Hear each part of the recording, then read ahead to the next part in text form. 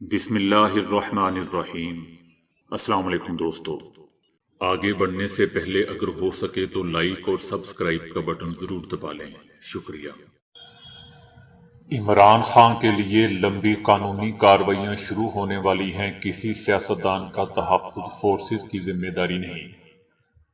عمران خان سمیت کسی کو فوجی قیادت پر متنازع بات نہیں کرنی چاہیے۔ عمران بار بار اپنی سیاست کے تحفظ کے لیے ان کی مدد مانگ رہا ہے۔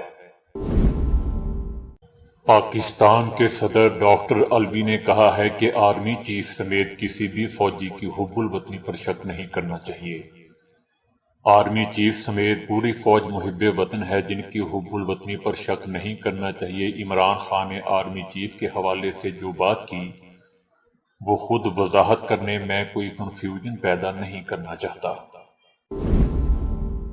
اسد عمر کا کہنا ہے کہ عدلیہ مخالف بیان پر عمران خان معذرت کر لیں تو کوئی نقصان نہیں ہوگا۔ پی ٹی آئی کا موقف واضح ہے کہ جو حکومت تبدیل کی گئی اس میں براہ راست پی ڈی ایم کے چند سیاستدان بھی شامل تھے۔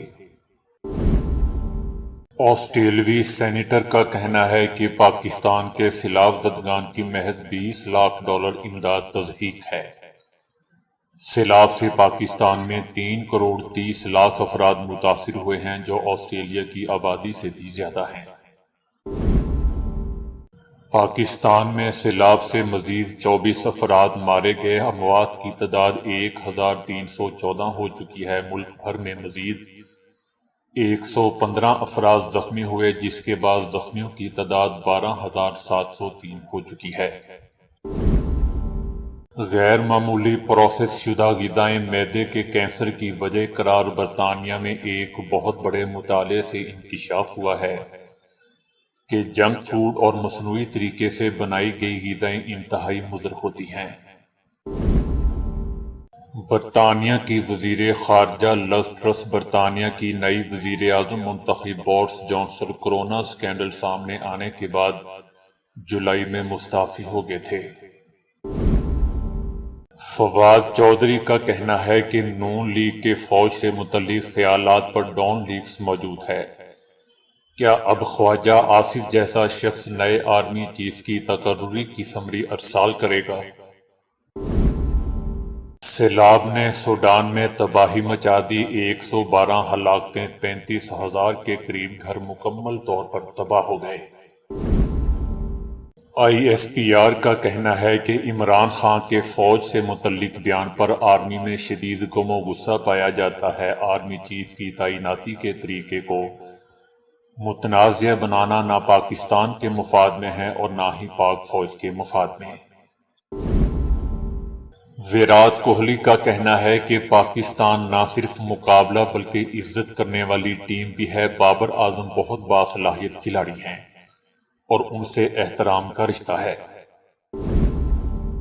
حکمران اتحاد کا کہنا ہے کہ عمران خان کا مقصد عوام کو فوج سے لڑانا ہے۔ پاکستان آئین کے مطابق ہی چلے گا، اسے کسی فرد واحد کے تکبر اور آمرانہ رویوں کا غلام بنانے کی اجازت نہیں دے سکتے۔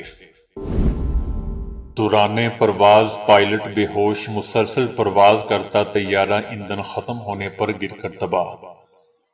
طیارہ اسپین سے جرمنی مسلسل پرواز کرتے ہوئے بالٹک کے سمندر میں گر کر تباہ۔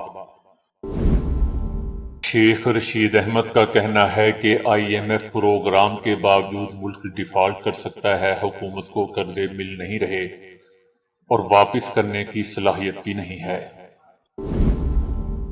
کابل افغانستان میں دھماکہ، 2 روسی سفارتکاروں سمیت 20 افراد مارے گئے۔ ابتدائی اطلاعات کے مطابق دھماکہ روسی سفارتخانے کے گیٹ پر ہوا۔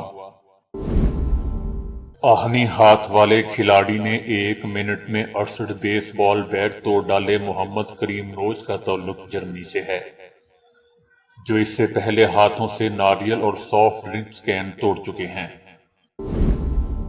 عمران خان نے سندھ کے سیلاب متاثرین کے لیے $1 ارب کا اعلان کر دیا۔ تو دوستو، ابھی کے لیے اتنا ہی۔ ویڈیو کو لائک اور شیئر کرنے کا بہت بہت شکریہ۔